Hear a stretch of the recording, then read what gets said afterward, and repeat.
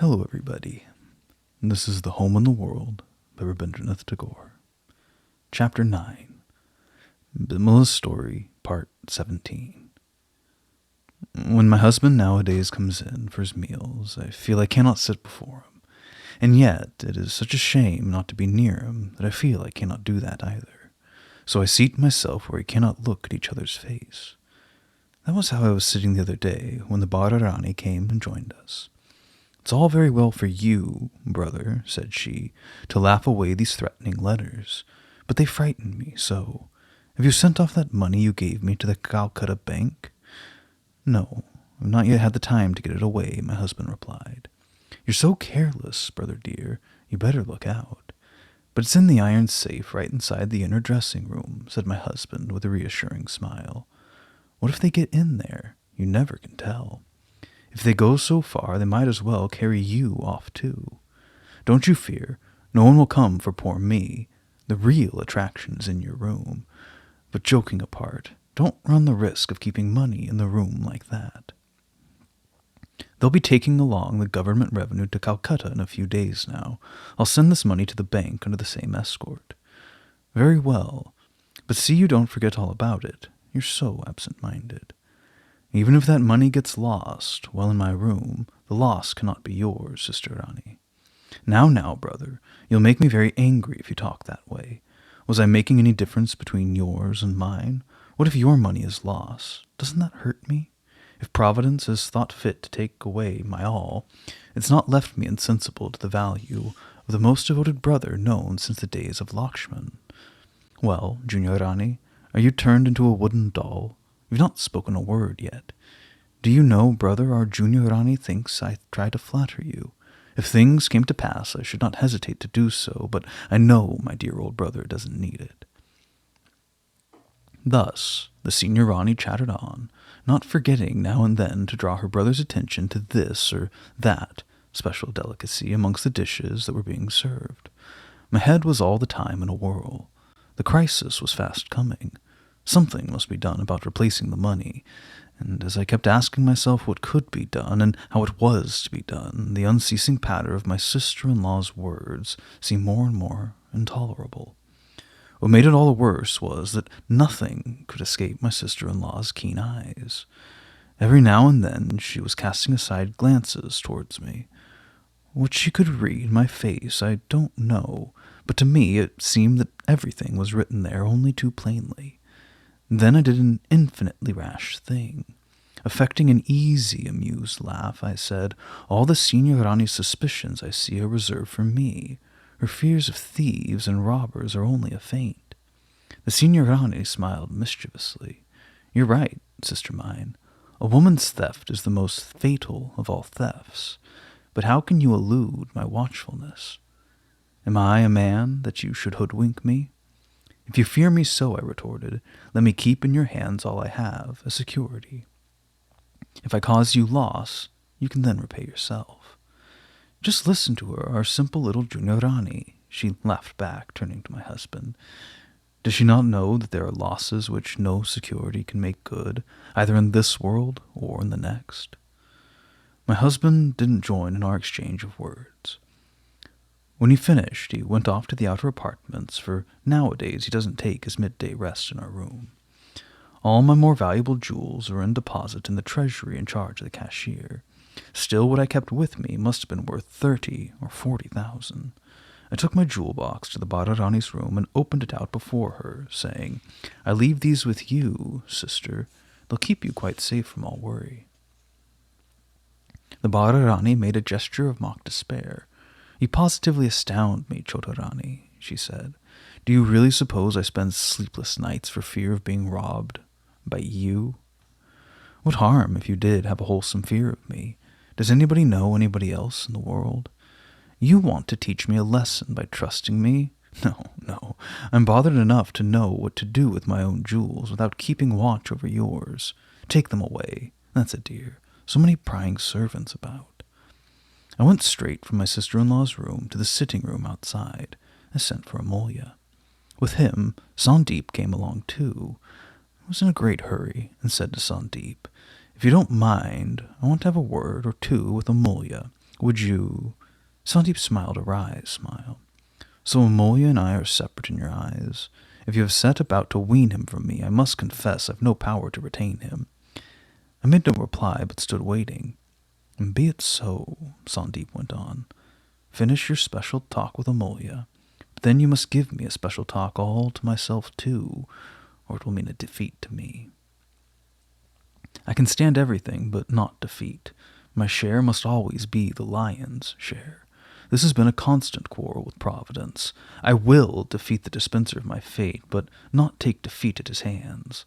With a crushing look at Amulya, Sandeep walked out of the room. Amulya, my own little brother, you must do one thing for me, I said. I'll stake my life for whatever duty you may lay on me, sister. I brought out my jewel box from the folds of my shawl and placed it before him. Sell or pawn these, I said. Get me 6,000 rupees as fast as you can. No, Sister Rani, said Amulya, touched to the quick. Let these jewels be. I'll get you 6,000 all the same. Oh, don't be silly, I said impatiently. There's no time for any nonsense. Take this box, get away to Calcutta by the night train, and bring me the money by the day after tomorrow, positively. Amulya took a diamond necklace out of the box, held it up to the light, and put it back gloomily.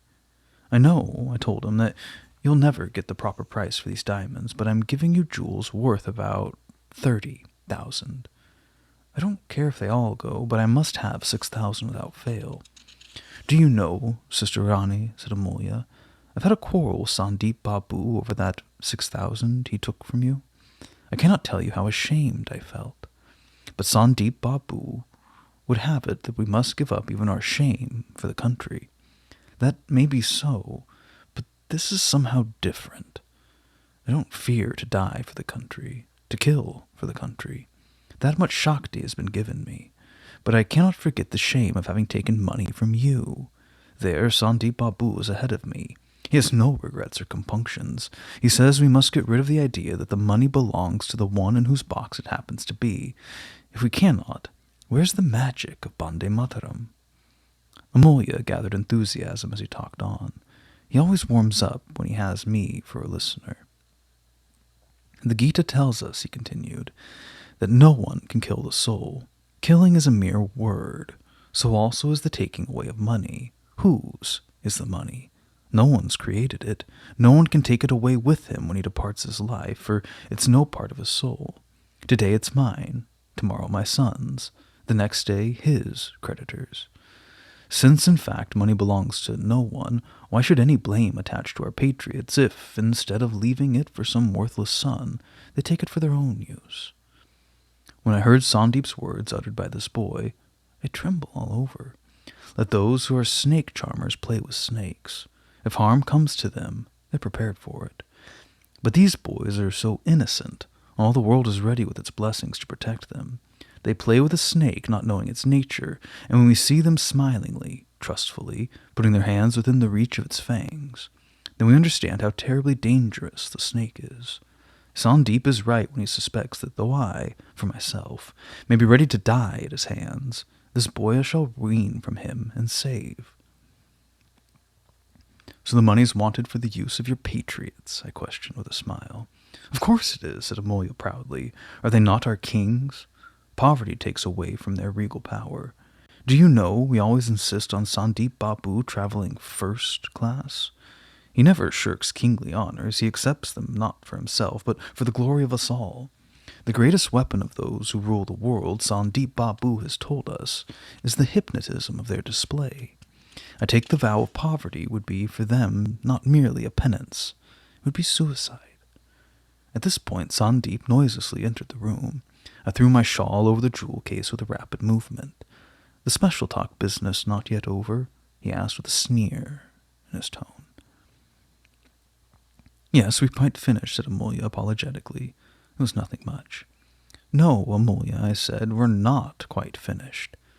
So exit Sandeep for the second time, I suppose, said Sandeep, if you please. And as to Sandeep's re-entry? Not today. I have no time. I see, said Sandeep as his eyes flashed. No time to waste, only for special talks. Jealousy? Where the strong man shows weakness, there the weaker sex cannot help beating her drums of victory. So I repeated firmly, I really have no time. Sandeep went away looking black. Amolya was greatly perturbed. Sister Rani, he pleaded, Sandeep Babu is annoyed. He has neither cause nor right to be annoyed, I said with some vehemence. Let me caution you about one thing, Amolya. Say nothing to Sandeep Babu about the sale of my jewels. On your life. No, I won't. Then you'd better not delay any more. You must get away by tonight's train. Amolya and I left the room together. As we came out on the veranda, Sandeep was standing there. I could see he was wanting to waylay Amolya. To prevent that, I had to engage him. What is it you wanted to tell me, Sandeep Babu? I asked. I have nothing special to say, mere small talk, and since you have no time, I can give you a little. By this time, Amolya had left. As we entered the room, Sandeep asked, what was that box Amolya carried away? The box hadn't escaped his eyes. I remained firm. If I could have told you, it would have been made over to him in your presence. So you think Amolya will not tell me? No, he won't. Sandeep couldn't conceal his anger any longer. You think you will give the mastery over me? He blazed out. That shall never be. Amolya there would die a happy death if I deigned to trample him underfoot. I will never, so long as I live, allow you to bring him under to our feet. Oh, the weak, the weak. At last, Sandeep has realized that he is weak before me. That's why there's a sudden outburst of anger. He's understood that he cannot meet the power that I wield with mere strength. With a glance I can crumble his strongest fortifications, so he must needs resort to bluster. I simply smiled in contemptuous silence. At last I've come to a level above him. I must never lose this vantage ground, never descend lower again. Amidst all my degradation, this bit of dignity must remain to me. I know, said Sandeep after a pause. It was your jewel case. You may guess as you please, said I, but you'll get nothing out of me. So you trust Amolya more than you trust me? Do you know that the boy is the shadow of my shadow, the echo of my echo, that he is nothing if I'm not at his side? Where he's not your echo, he is himself, Amolya, and that is where I trust him more than I can trust your echo. You must not forget that you are under a promise to render up all your ornaments to me for the worship of the Divine Mother. In fact, your offering has already been made. Whatever ornaments the gods leave to me will be offered up to the gods. But how can I offer those which have been stolen away from me? Look here, it's no use trying to give me the slip in that fashion. Now's the time for grim work. Let that work be finished, when you can make a display of a woman's wiles to your heart's content, and I'll help you in your game. The moment I stole my husband's money and paid it to Sandeep, the music that was in our relations stopped. Not only did I destroy all my own value by making myself cheap, but Sandeep's powers too lost scope for their full play. You cannot employ your marksmanship against a thing which is right in your grasp. So Sandeep has lost his aspect of the hero. A tone of low quarrelsomeness has come into his words. Sandeep kept his brilliant eyes fixed on my face till they seemed to blaze with all the thirst of the midday sky. Once or twice he fidgeted with his feet, as though to leave his seat, as if to spring right at me. My whole body seemed to swim, my veins throbbed, my hot blood surged up to my ears. I felt that if I remained there I should never get up at all. With a supreme effort I tore myself off the chair and hastened towards the door. From Sandeep's dry throat there came a muffled cry. Whither would you flee, Queen? The next moment he left his seat with a bound to seize hold of me. At the sound of footsteps outside the door, however, he rapidly retreated and fell back into his chair. I checked my steps near the bookshelf, where I stood staring at the names of the books. As my husband entered the room, Sandeep exclaimed, I say, Nikhil, don't you keep Browning amongst your books here? I was just telling Queen Bee of our college club. Do you remember the contests of ours over the translations of those lines from Browning? You don't? She should never have looked at me if she meant I should not love her. There are plenty, men you call such, I suppose, she may discover, all her soul too, if she pleases, and yet leave much as she found them. But I'm not so, and she knew it, when she fixed me, glancing round them. I managed to get together the words to render it into Bengali, somehow, but the result was hardly likely to be joy forever to the people of Bengal. I really did think at one time that I was on the verge of becoming a poet, but Providence was kind enough to save me from that disaster. Do you remember old Dakshina? If he had not become a salt inspector, he would have become a poet. I remember his rendering to this day. No, Queen Bee, it's no use rummaging those bookshelves. Nico has ceased to read poetry since his marriage. Perhaps he has no further need for it. But I suppose the fever fit of poesy, as the Sanskrit has it, is about to attack me again.